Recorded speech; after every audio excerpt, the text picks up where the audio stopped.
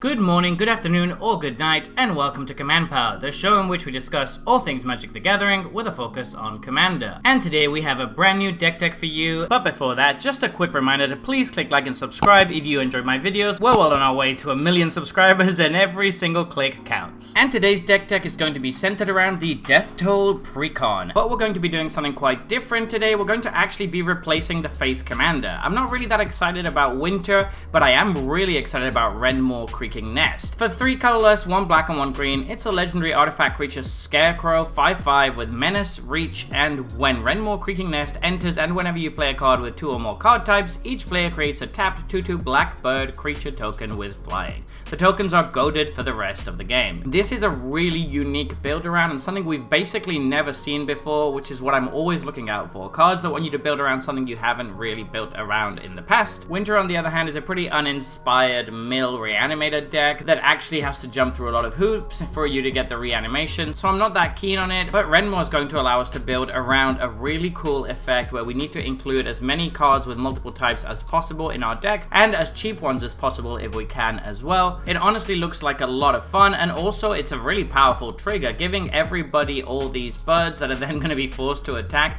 is going to make the game move forward very, very quickly. So yeah, I'm super excited about this one, but do be aware that there's going to be a lot more changes than normal because of that. I think we've changed like 38 cards, so we will go through the cards that we've removed a little bit quicker than we normally would. So without further ado, let's get started. And we're starting out with Winter. He was the face of the deck, but he doesn't really fit what we're doing anymore because he just works with the mill strategy, so he's gone. Carrion Grub is gone for similar reasons. It's a card that just works with the mill strategy. Deathcap Cultivator could be good, but it doesn't really have 2 card types, so it's also gotta go. Giant Adiphage was there for the reanimation strategy, which we're not doing. Nullwood Dryad wasn't even particularly good in the original deck, I don't think, so that's an easy cut. Grimflayer is a pretty good card on its own, but unless we're going pretty hard Delirium, it's not really that powerful. Corner Queen was a great reanimation target, but it doesn't really fit with what the deck is doing anymore. Moldgraph Millipede is just a big dumb vanilla beta, which doesn't synergize. Moldgraph Monstrosity is a great reanimation target, but not very good otherwise. Obsessive Skinner is again a card that I'm not sure I would even play in the original deck. Old Stickfingers was very good in the original deck, but again, doesn't synergize with what we're doing here. Sakura Tribe Elder is a decent card that you might consider re-including, but I really didn't think it synergized enough. I wanted as many cards with 2 card types as possible. Scavenging Goose again doesn't have any particular synergy with the deck, so we're cutting it. Stitcher's Supplier is great in a graveyard deck, but we're not really that anymore, so this was an easy cut. Titanian Nature's Force similarly does not synergize with the deck in the slightest. Vile Mutilator was a great reanimation target, but since we're not going that route, it's got to be cut. Obnixilis Reignited has absolutely no synergy with the deck and is only 1 card type. The same applies to Professor Onyx and Ren and 7. We also removed some lands from the deck because we are adding a few lands with multiple card types. The lands we removed are Temple of the False God. I don't really like this land at all. It always screws me over, and I think you shouldn't play it in most decks. Ash Barrens is okay if you're looking to activate Delirium, but we're not really doing that anymore, and the same applies to Evolving Wilds. And Grim Backwards is okay, but it very rarely comes up, and what we're adding is just better. Suspicious Bookcase I briefly considered keeping because it does have 2 card types. However, we're not really that interested in attacking with creatures that need to be unblockable in this deck. Grapple with the Past and Grizzly Salvage are both mill cards that we're not really interested in. Commander Sphere and Talisman of Resilience are also not that good in the deck. Whisper Silk Cloak was pretty good when our commander was Winter, but now that he is not, it's really not that useful. Cemetery Tampering is just never gonna trigger in this deck, so we're not that interested in it. Crawling Sensation does give us insect tokens, which we do care about a little bit, but the other part of the card is just not that useful. Death Reap Ritual I could see myself keeping, but it is a very, very slow way to draw cards. Polluted Cistern and Dim Oubliette similarly is a card that you might consider keeping just because it's a generically decent card, but it doesn't synergize enough. Night's Whisper just draws us 2 cards without really doing anything else. You could include it if you really wanted more card draw, but I think we've got enough of that. Rampant Growth may seem like a weird one to cut, but we want our ramp to be triggering our commander as much as possible. Reanimate was good when we were a reanimation deck, but we're no longer that, so we're gonna cut it. Mulch was a mill card, and since we're not playing mill anymore, it also has to go. And Harmonize just drew us cards without really doing anything else or synergizing with the deck, so it was an easy cut. And with all that out of the way, let's move on to the cards we've added to the deck. We're starting off with Scene of the Crime. This is an artifact land that's pretty decent, and it has a bit of minor synergy in the deck because we can tap down one of our goaded creatures if we don't want it to attack. Tarmogoyf Nest Nest has 2 types, it's a kindred enchantment, and we still have a lot of card types that are naturally going to go to the graveyard, so this could get fairly big. Idol of Oblivion is going to draw us a card every single turn, it's excellent. Coat of Arms is an incredible finisher in this deck because everybody's going to have those birds, they're all going to get pumped, but until the end of the game they're not going to be coming at you, so this is just a good way to move the game forward. Eyeblight's ending is removal that triggers our commander, the same applies to Nameless Inversion. Nightmare Shepherd has 2 creature types and can provide us a nice little bit of recursion. The Swarm Weaver is really good in this deck, it's going to come in, give us a couple of tokens with flying, and then it's going to actually provide a buff to all of our insects and spiders and give them Death Touch, which is really relevant. We do run a lot of insects and spiders in this deck. Species Specialist is amazing when set to bird, all those birds are going to be dying, and we draw even if they're controlled by our opponents, which is very nice. Trickster's Elk is yet more removal that has 2 creature types, and after the creature dies, it sticks around on our side of the board. This is great.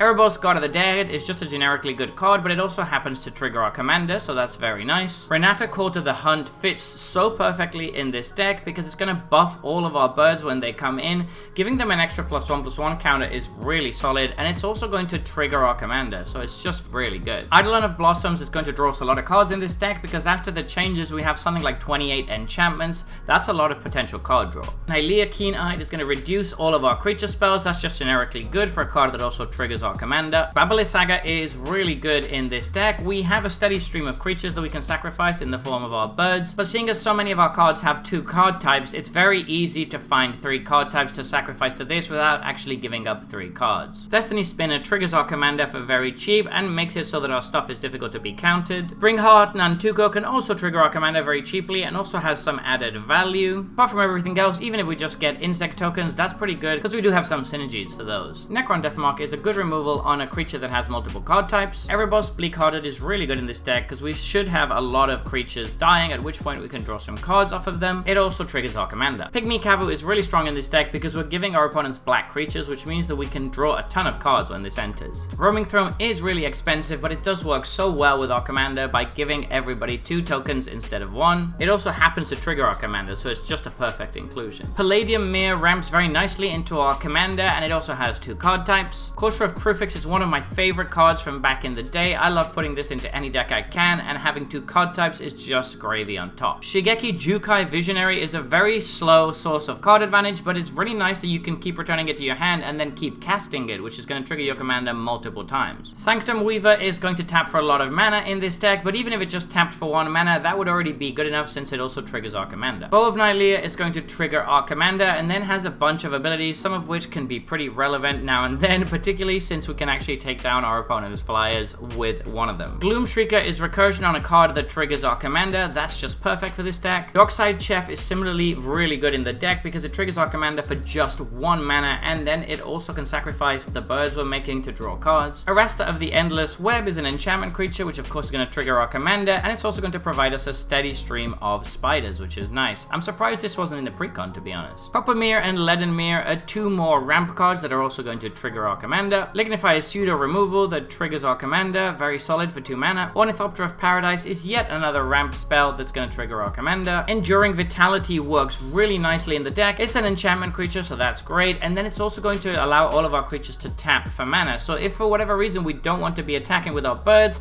we can tap them down before they need to attack. Twitching Doll is a card I love from this set. I think it's really powerful. It ramps, it triggers our commander, and then late game when we no longer need the ramp, this can just sacrifice itself to provide something like 10 power. It's really good. Finally, we have some lands that we added in. Treasure Vault is really solid because it's another artifact land that we can cash in for treasures if we need to. Darksteel Citadel is also an artifact land, which is obviously great. And Valgavoth's Lair is an enchantment land, which is going to trigger all of our enchantment effects as well, and can just provide a little bit of fixing. So there you have it. That has been our Death Toll Precon upgrade, or side grade should I say, because we've changed the commander entirely. I'm really excited to put this one together because it just seems like such a fun and powerful effect and something that we've never really seen before. But what do you think? Are there any cards you think I've missed? Any things you think I shouldn't have included? Let me know in the comment section below. I always make sure to read all of your comments. Let me know in the comment section below. I always make sure to read all of your comments. And if you enjoyed this video, don't forget to click like or subscribe. It really helps the channel.